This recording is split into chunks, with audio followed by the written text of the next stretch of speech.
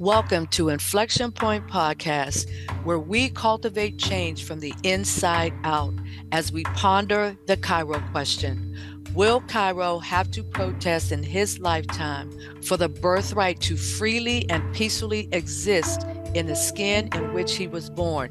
We stand on the belief that dismantling racism goes beyond laws and legislation or politics and economics. Here, anti-racism activation is presented as an inside job where personal transformation and accountability impact social change. So take a seat at the anti-racism activation table with Inflection Point Podcast. Well, hello and welcome, and thank you for joining us for the newest episode of Inflection Point Podcast, where we are dedicated to the art of listening in authentic conversation. We challenge our audience to listen actively and intentionally for the purpose of self-awareness, understanding, and ultimately personal transformation. So I am your host, Anita Russell. It is my pleasure to be here. And here's a quick hello from Mavis and Gail. Hi there, I'm Mavis Bauman. Welcome. Hi, I'm Gail Hunter, and welcome to this evening's podcast. Thank you, Mavis and Gail. So if you have been following us, you may be aware that we have been focused on a particular topic. It's a lot of conversation around leadership, but not just leadership in a contemporary sense, but leadership over the course of what I call the Sankofa generational leadership continuum. And what that is for me is a through line that runs from historical leaders of the past to contemporary leaders of the present to those who will emerge as future leaders. So I see that as this continuum. It's a learning continuum.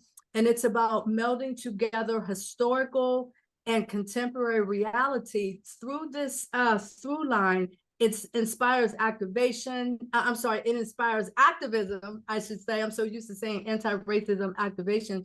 It inspires activism, art, literature, ethnography, and research that fuels transformation. So if you've been following us, again, you know that we kind of speak from this view that the arc, if you will, the social arc, the economic arc, the equity arc that exists in this country, I believe is beginning to bend in a different direction. And it's a direction that I think people are hungry for, that we see things from a very different perspective. So we're talking about leadership.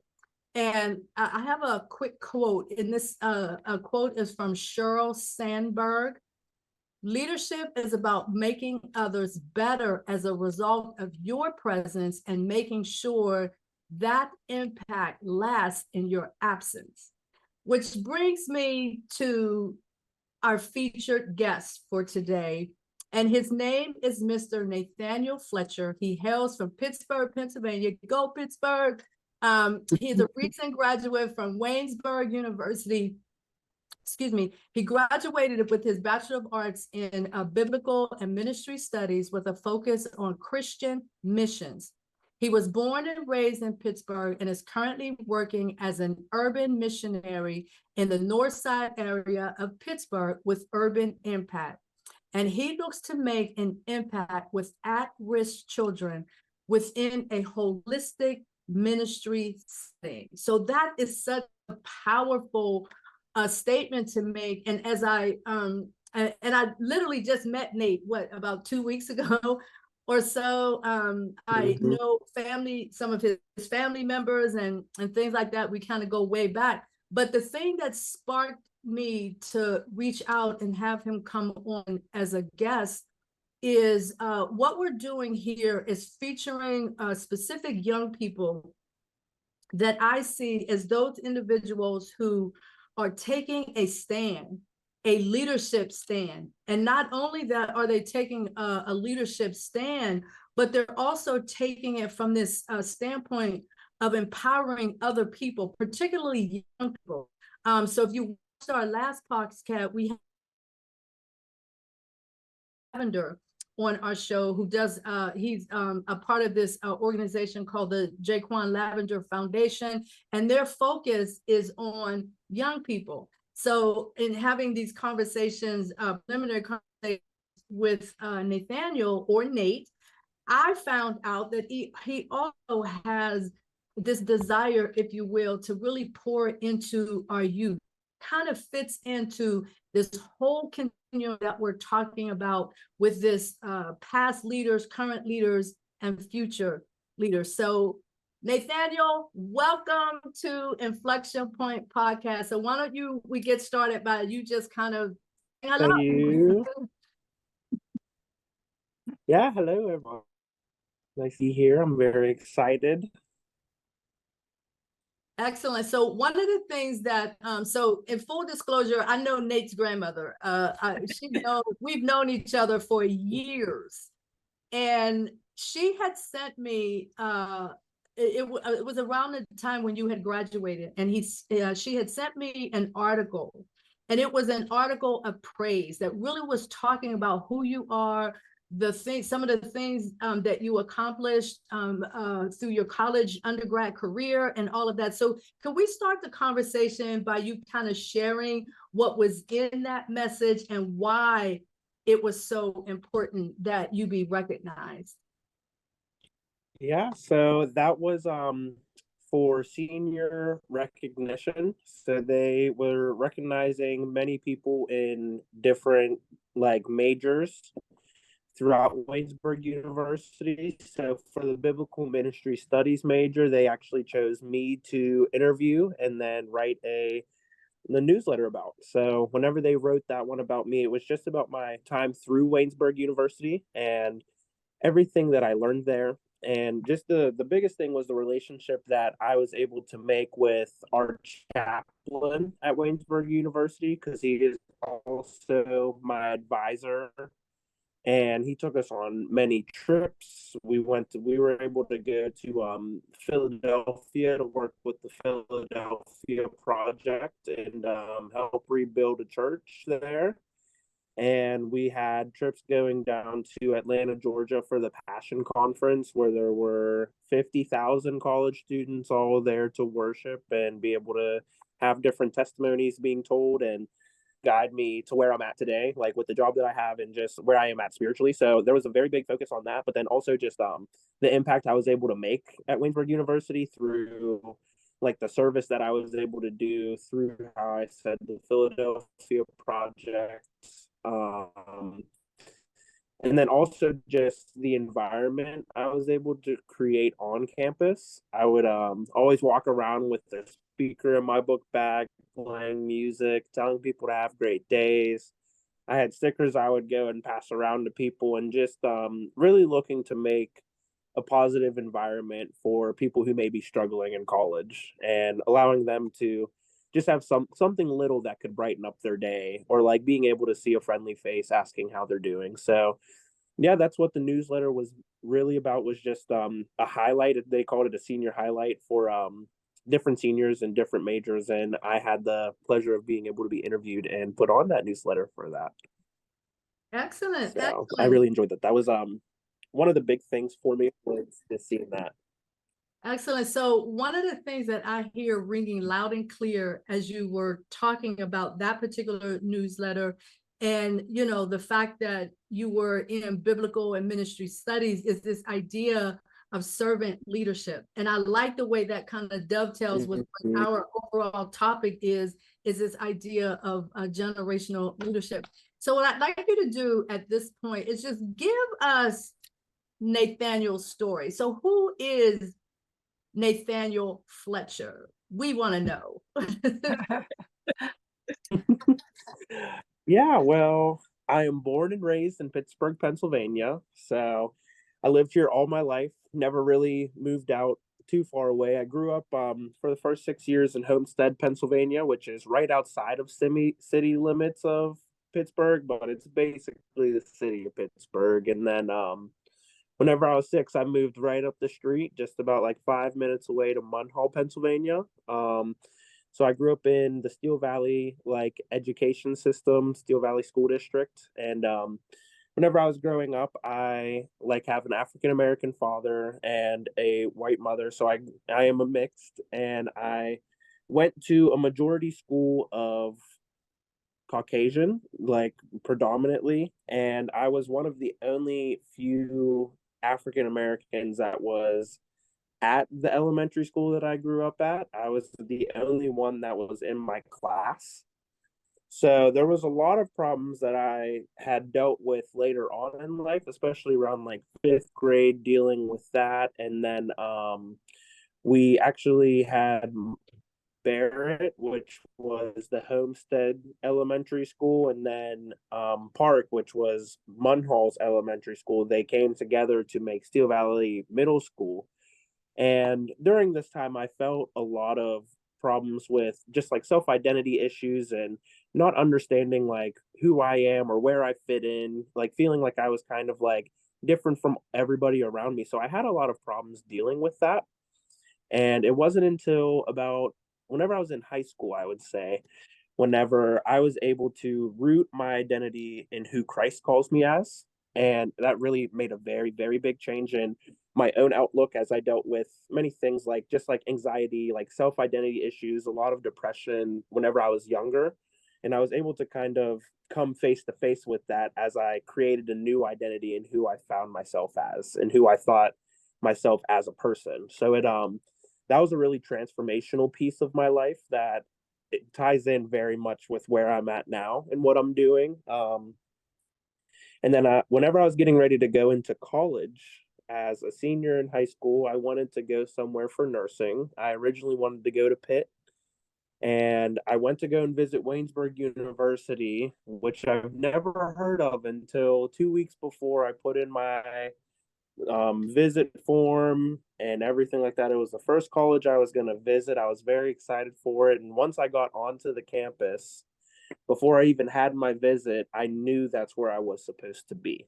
And I didn't know exactly why, but I just followed into that. I was like, this is where I'm meant to be, so I'm just going to go there. I ended up not visiting any other schools. I didn't apply to any other schools because I knew if I went to a bigger school, if I visited a bigger school, I would just want to go there rather than a place that only has 1,500 kids in the like undergraduate and graduate program, which so it's a very small school. It was very different than what I envisioned, but I knew I was supposed to be there.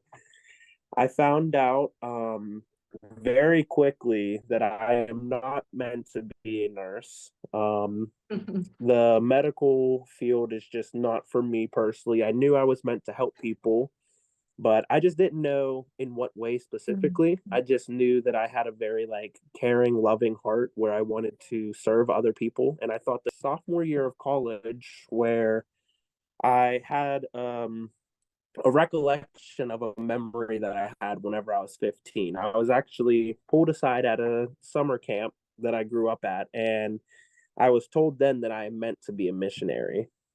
And over a very long time, I kind of like put that to the back of my mind. I just completely forgot about it. And there was one time sophomore year, I was undecided and I was just asking, like, where am I supposed to be? I know I'm meant to be at this college, at this specific side of my head. It just went back to that time. And it was like, it was already told to me what I was meant to do. It was already shown the path that I was meant to take. And I finally decided to follow into it. So the day where I was asking, where am I supposed to be? I had this recollection. The very next day, I changed my major to biblical ministry studies with the focus on Christian missions.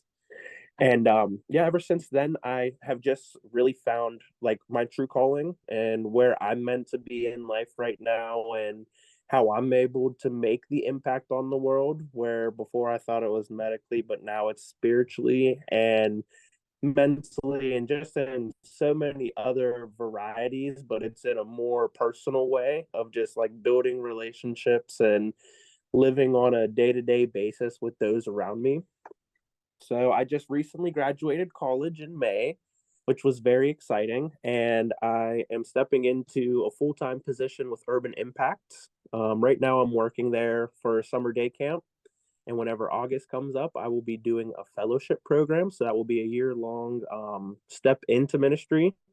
to get a feel for where exactly I'm meant to be at and what it looks like to work at Urban Impact full time as a staff member. So yeah, I'm very excited for it. That's like a little cap of who Nathaniel Fletcher is.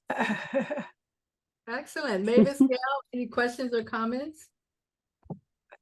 I just want to say again that I just love this opportunity to meet people like you in this space. It just wouldn't be happening in my life given the way it is now.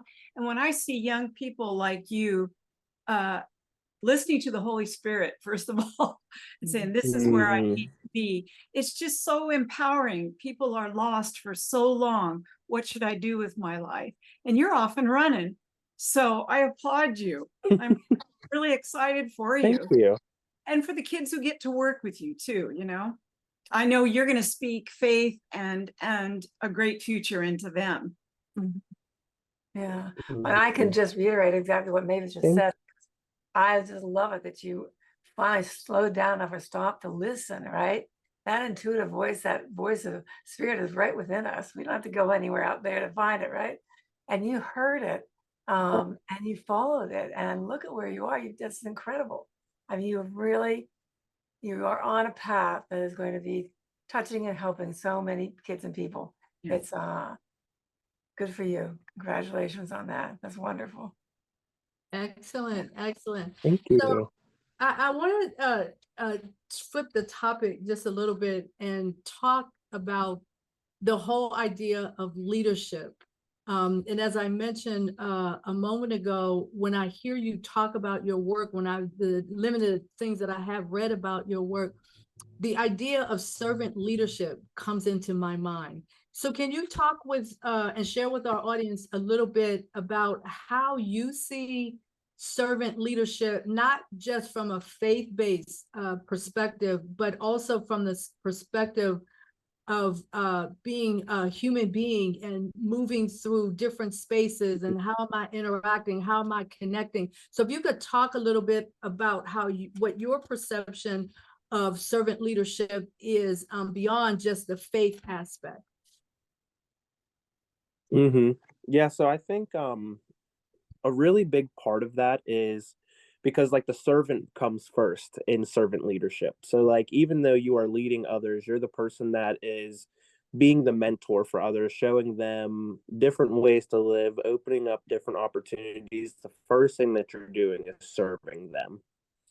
And like being able to just be a positive role model in a space where like the world is very like just dark and messed up, and people just have like so much that they're dealing with at all times.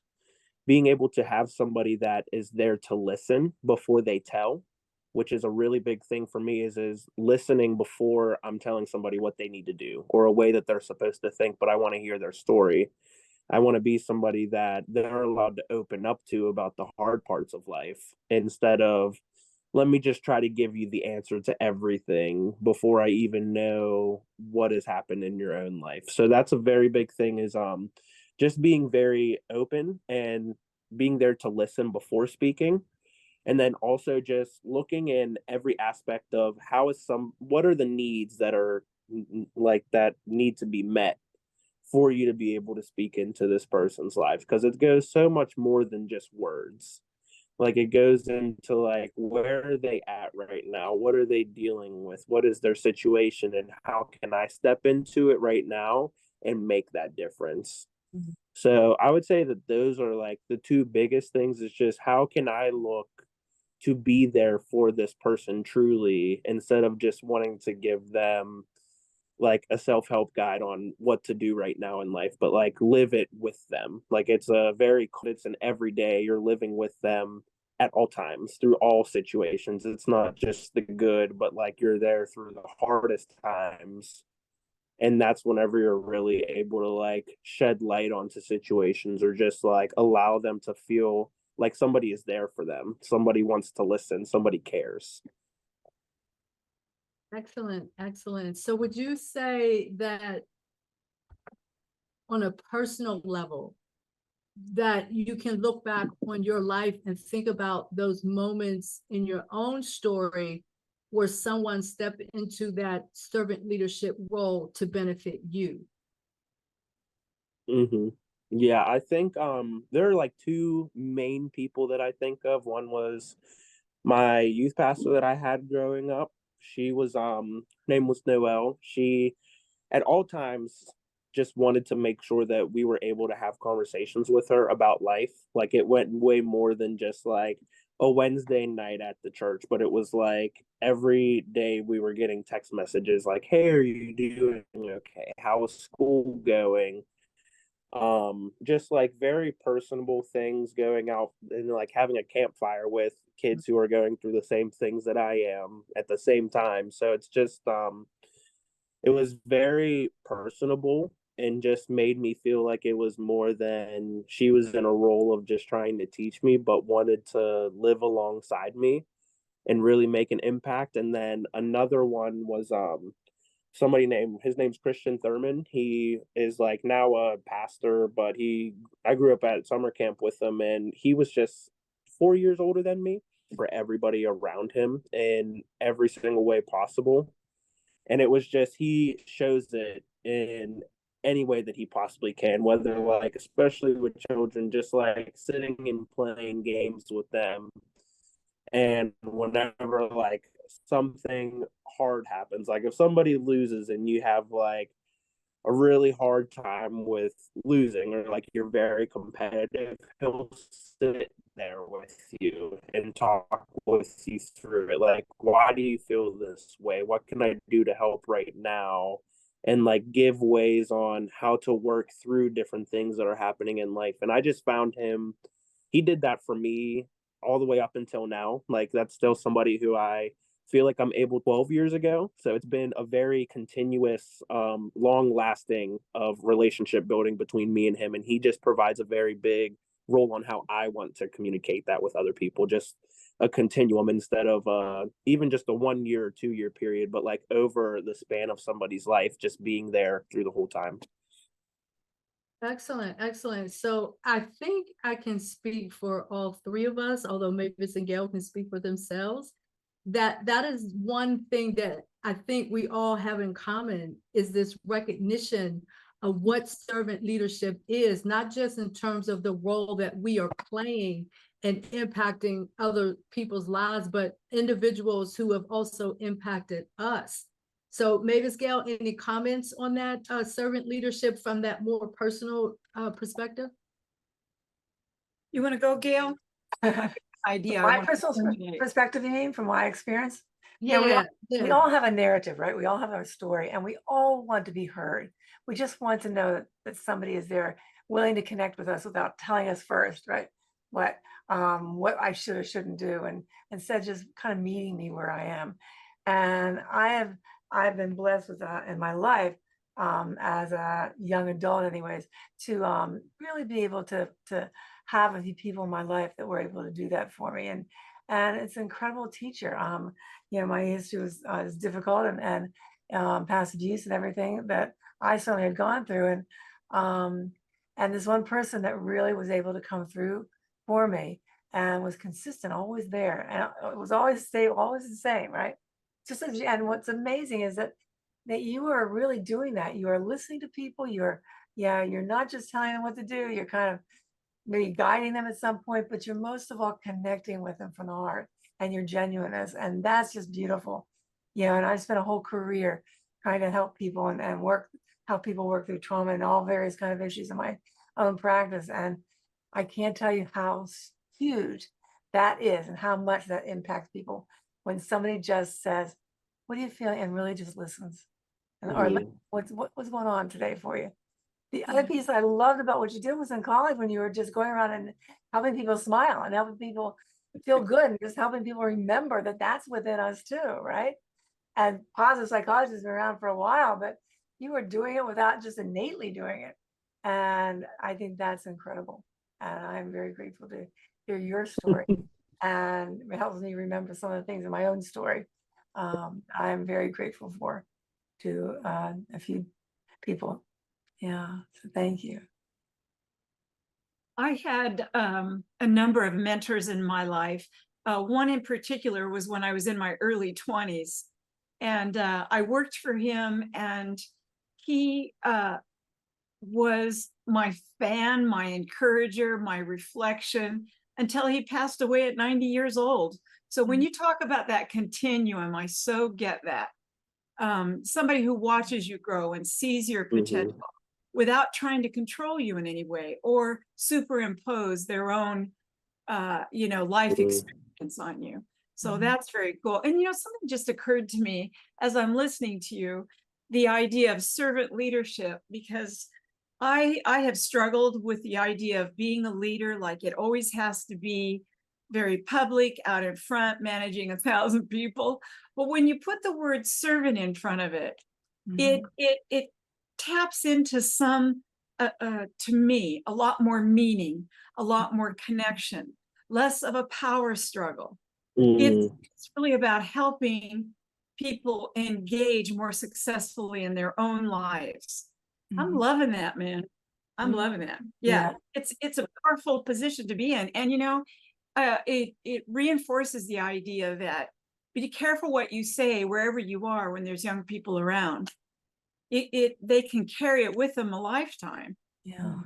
So that's really important.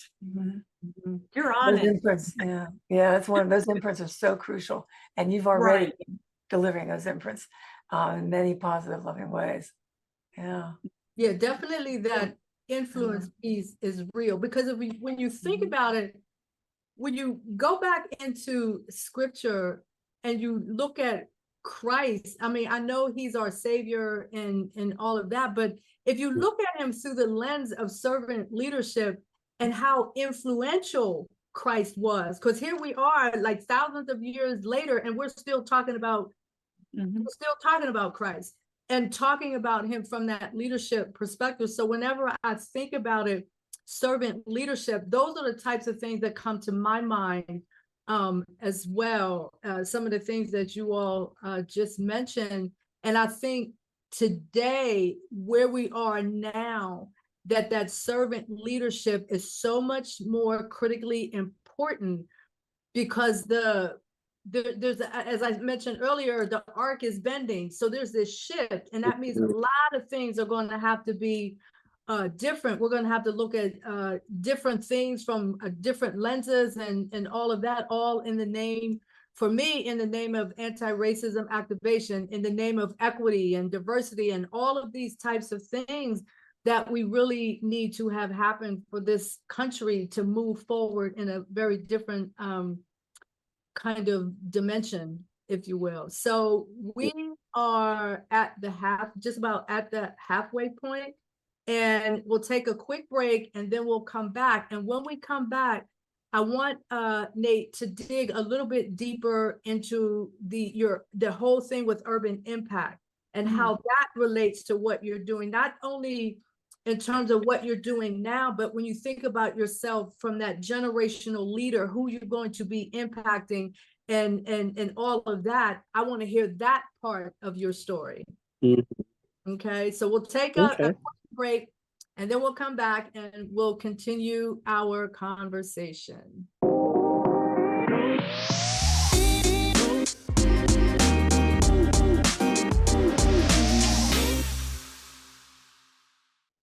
So welcome back. You are listening to Inflection Point podcast, and we're very fortunate to have an incredible guest with us today, Mr. Nate Fletcher, who is a recent graduate from Waynesburg University. So I'd like to kind of continue the conversation and shift our direction a little bit by taking a look at the specific work that Nate is going to be doing now that he's graduated. And we want to learn a little bit more about the urban impact story. So if you could help us to kind of get a good sense of what that program is all about, especially from that servant leadership perspective and that generational leadership perspective.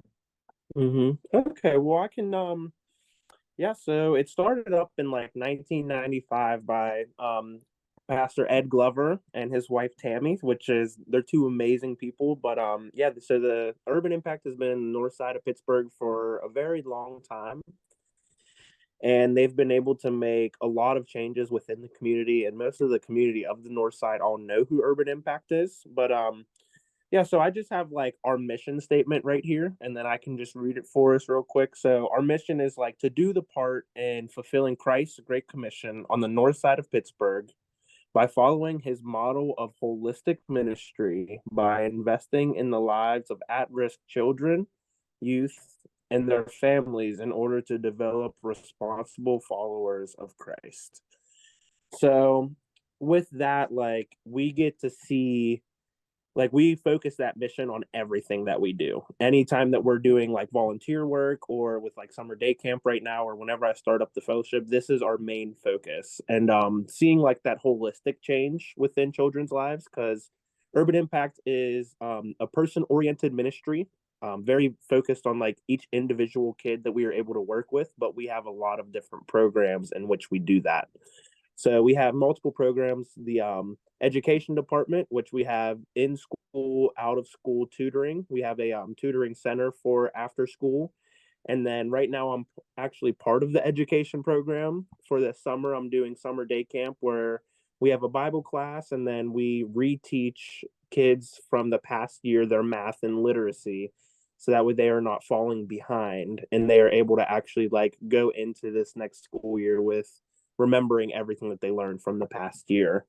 And then we have like different trips at the end of the day. And then we have our performing arts program, which has many different dance groups. We have like ballet, hip hop, R&B, almost any kind of genre. We have a dance group for those. We have orchestra, a band, a choir, and then we also do musicals. Normally 3 musicals every year. We actually have one coming up in August, which is going to be amazing. It's following Jesus and all of his disciples. So they actually have a music camp all summer where they have a group of, I think it's like 50 to 60 people that are getting ready for the musical coming up. Then we have the athletics program, which I will be joining very soon in August. We have like different multitude of sports. So we have baseball, football, soccer, and we just have different camps. And like for soccer, we have little kids camp in the spring and the fall where we bring in K through 6th grade, and we bring them in. We just have like fun time of Bible study, and then we get to show them different soccer drills. And then for everything else, including soccer, we have competitive teams. So we have like an AAU basketball team, we have competitive football teams, competitive soccer teams, cup soccer teams, and we will have 3 practices every week and then games normally on the weekends. So we get to spend a lot of time with the children during that. And then hopefully we bring in the kids in those 3 main programs. And then whenever they hit high school, they would go into the options department, which is helping them figure out what they're going to do later on in life, like after high school, and move them into a place of either ministry. It's ministry, military, job, college, or trade. So we will help them move into a multitude of different areas, whichever one fits them best, helping them fill out college applications, scholarships, applying for trade jobs, applying for job applications, giving them opportunities to serve inside of ministry, helping them get outreach into military if that is what they're interested in. So just providing them a multitude of opportunities to allow them to grow into who they're truly supposed to be, and not just like put them in the bubble of where many people today feel like college is the only answer, or there is no answer outside of that. So just being able to open that up for them, and just being very relational at all times. And we have that with like our vision, where it says like we desire to see lives holistically transformed in our community, one person, one family, one block at a time, which in turn makes a powerful impact locally and globally for Jesus Christ. So our focus at all times is working at a 1-to-1 ratio. A lot of times, whenever we're in big groups, we normally have 6-to-1, but whenever we have the most change is 1-to-1 conversations with children, being able to really just speak into their situations and hear what they're going through, and allow them to feel like they are noticed and just heard at a time where a lot of times they don't feel noticed and heard. and just being able to be there for them in those moments. And our focus is, if we're able to help one child at a time, he will be able to bring in his like their friends, and it will create a multitude of people we are able to now reach. And also, if we are able to reach this child, then we would be able to reach the family. So if we're able to reach the family, then it could outgrow into the entire neighborhood. So we look to start at a very small basis where we're able to build out through those people. We actually have a triangle, like a pyramid, that we have for how we create disciples at Urban Impact. So we have like win, build, equip, multiply, and send. So we look to win people to Christ, for them to be able to know who Jesus is and be able to accept it personally. And then we build them up as a believer, allow them to learn about scripture and learn about who Christ is and who Christ, many different things in life, and all of the different things for them to be able to tell other people about it. So whenever we do that, it's just giving them the opportunity to go out and speak to people. And that's where it comes in to multiply. So once we have equipped them, they are now able to go to other people and multiply disciples and bring them into Urban Impact, or bring them into like the church, or just allow them to have like an experience with Christ. And then lastly, our options department is like the send. So whenever we were able to work with them up until they're in high school, and then we're working with them to figure out where they're going next, and able to create like make that difference for other people later on in life. So it's putting them up so they can build others up in the same situation. Excellent, excellent. There's so much power packed in everything that you just talked about. I love the way you went and talked about the one-on-one relationships, but then you also took it from the child to the family to the community, right? Mm-hmm. And so I do have a question for people who want to become a part of Urban Impact. Do you have to live on the north side, or how does that part of it No, work? you do not. You do So a not. large majority of the children who are in Urban Impact live on the north side, but like even just for summer day camp right now, we have from many different areas, actually one from Steel Valley that is in summer day camp, right? So it's like outside of the north side, you're able to, but it's a lot less like heard of, because it's just very prominent in the north side, but it is not cut off to just like the limits of people living in the north side. That's just like where our main focus is built on. Excellent. So I have one other question, then I'm going to pass the mic to Mavis or Gail. When you were growing up, were you a part of Urban Impact at all during your childhood or your teen years or anything like that? No, so I found out about Urban Impact 2 years ago. And that was whenever I really got to know about what they did. I went to a church and just heard about them working with Urban Impact. And I got to meet with a lot of the staff, because they would come to Waynesburg looking for volunteers. And it turned into about like 3 different 3-hour conversations with multiple staff members. And that's where I actually got introduced with Urban Impact. And I honestly wish that I would have heard about it earlier, because I never really had a lot of like programs in my life that were trying to build me up in that way. Like Charlie Batch was one with the like he had Batch basketball, so that was like one form of something I was able to see, but it wasn't in like such a broad sense that Urban Impact has. So it's a very, I wouldn't say recent, but it is a newfound relationship I've been able to do. Well, and plus it also accesses kids at different developmental levels and different interests. It's not just about athletics. It's not just about school. It's about a combination of different things that, depending on where they are in their life, it sounds like, and which is crucial. And that's what kids need, right? To have those kind of mentors and opportunities. You're actually building leaders and how this whole program has been formed.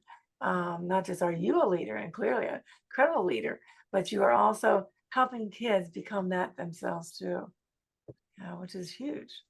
And that's the whole point of the conversations that we're currently having, is the the things that people have in the past done that impacted our lives, and now the things that we are doing that are going to impact the lives of future generations, and so on and so on and so on. And so that's how it creates this leadership continuum.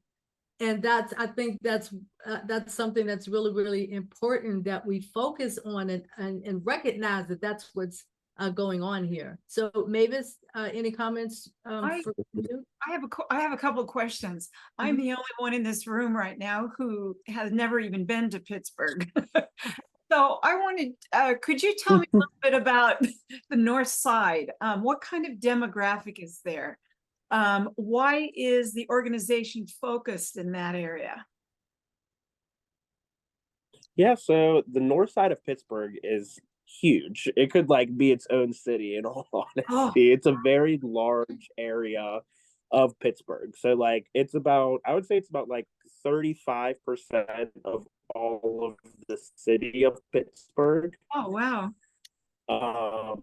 But it's made up of a very large area that has different demographics, but a lot of the demographic is African American. And it's kind of starting to change in certain neighborhoods as you see like things like gentrification and things like that happening just in like specific parts. But a large part of it is African American neighborhoods. And there's a lot of refugee neighborhoods and things like that within the north side. And it's kind of like switching up a little bit as time goes on, but you see that majority still inside of there. But yes, it's a very, very large part of Pittsburgh. Like it could be its own like place for itself, in all honesty. Yeah. So it encompasses like a very large area of like demographic. Got you. Yeah, I just wondered why it was kind of focused in that area, but you're saying that kids from other parts of Pittsburgh could come, not a big deal, right?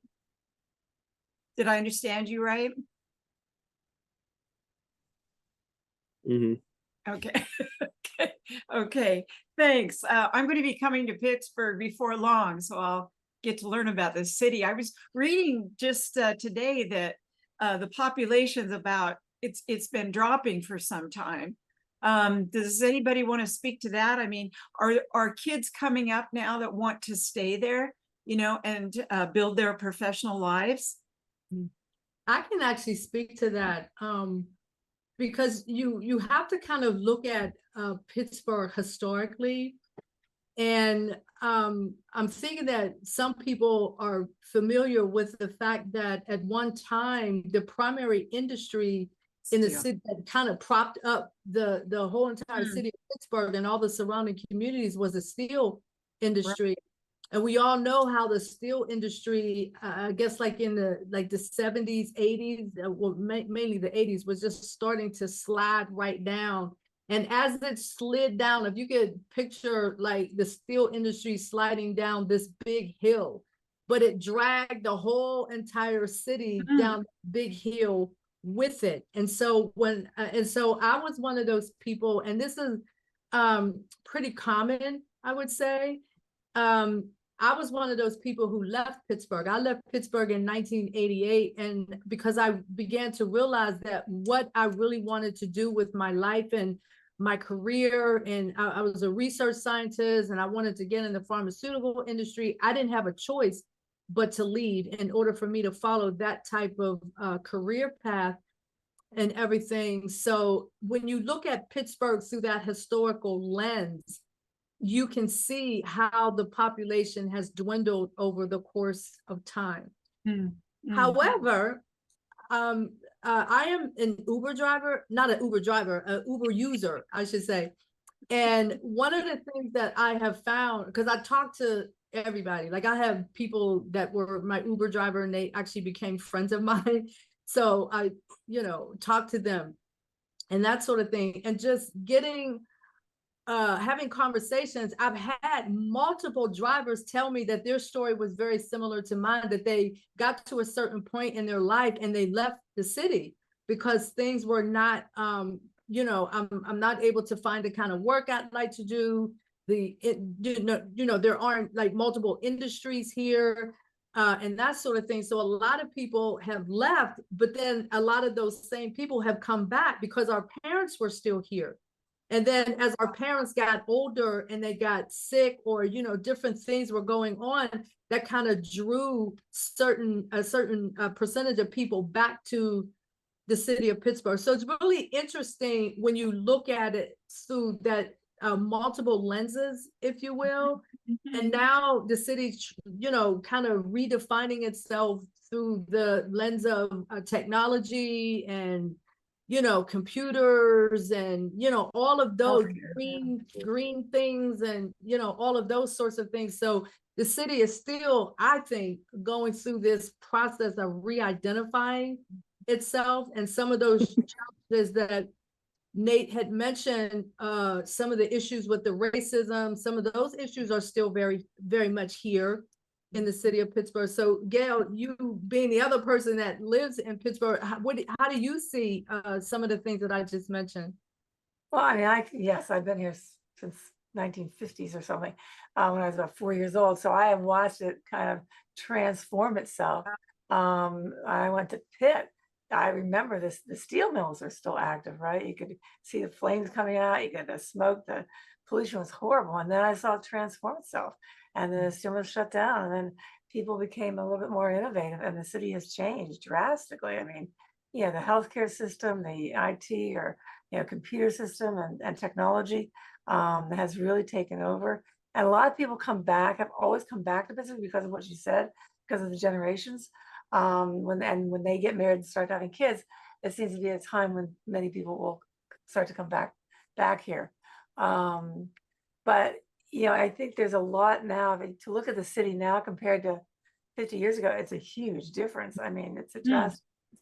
But what has happened also throughout that is, as when new things were built up, they tore other things down, like what happened in the Hill District and even the North Side. I mean, it was originally, I think it was mostly a working class neighborhood, and socioeconomic, it was culturally and socially and racially diversified to some extent.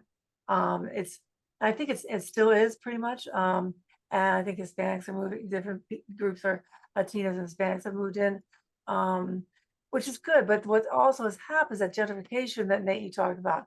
That a lot of the places, that these old, beautiful places that people have come in now and bought up and redone, and so the vast difference in economics, income and so forth is pretty significant on the North Side now. So you have kids of people that are really low income, and some that are that turned a $20,000 house into like $1 million place, right? So it's very diversified in many different ways. So that's why I love the fact that Urban Impact is there on the North Side, and really reaching these kids and trying to help them find their own place and find their path and lives that they can thrive and they can really succeed. And see opportunities in front of them. Right. Yeah. That's right. Yeah. That without that leadership, they may not be able to recognize it or see what that path would be. And that's what you're doing, Nate. Yeah, absolutely. So to bring it back to Nate and some of his experiences, as you're putting this message out on our platform, what is the one thing that you want people to walk away with, having heard your story, having listened to how your story connects directly with Urban Impact? And we talked about servant leadership and all of that. So what are those final thoughts that you would like to leave with our audience?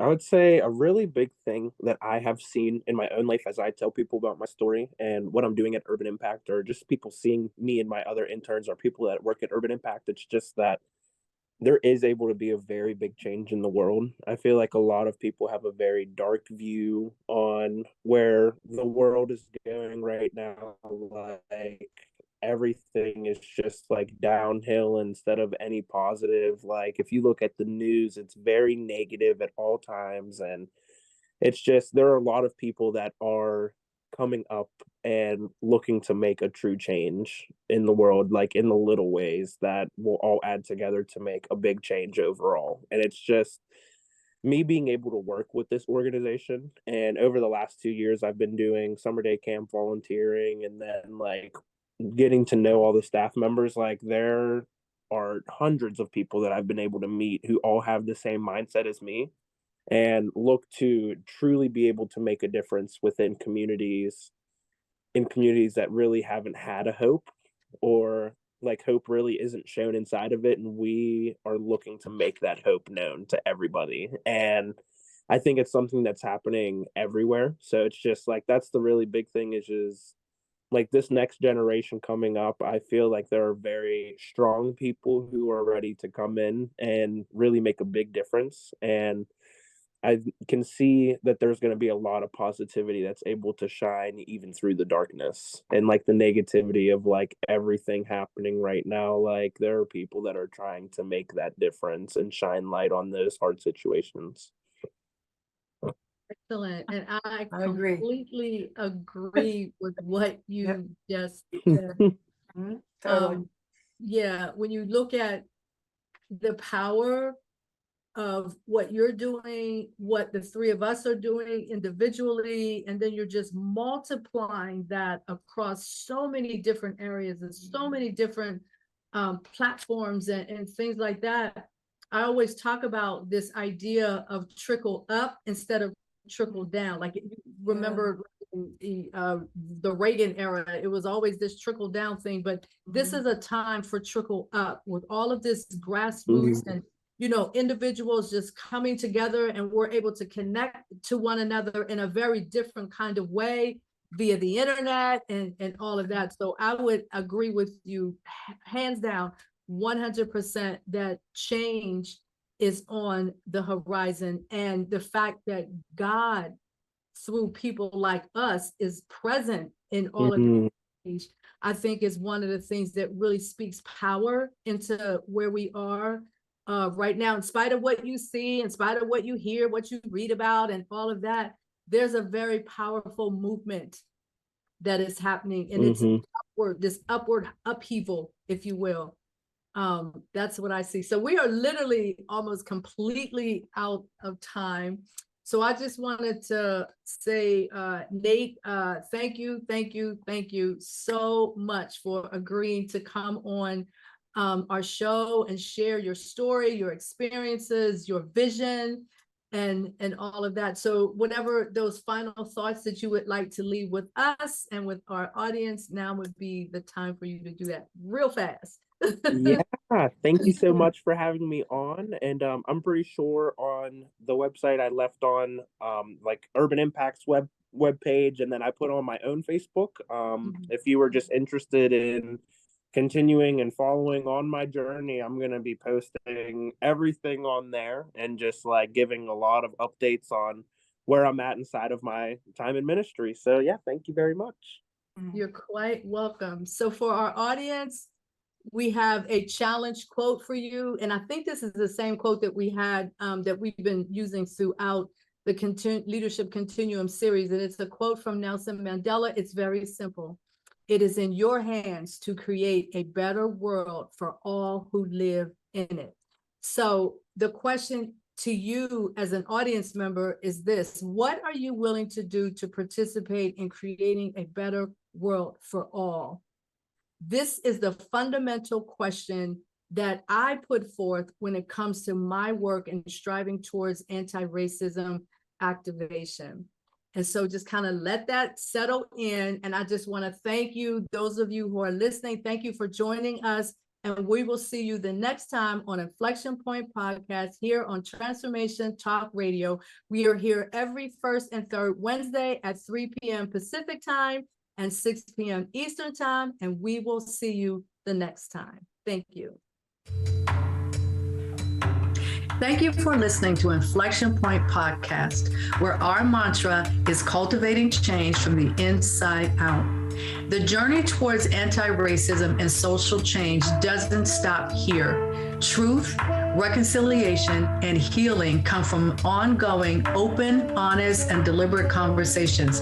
Continue to dive in and deconstruct your thoughts, ideas, and beliefs as we band together to manifest social change. Tune in to Inflection Point Podcast every first and third Wednesday at 3 p.m. Pacific, 6 p.m. Eastern, here on TransformationTalkRadio.com for more conversations about how we can cultivate change from the inside out.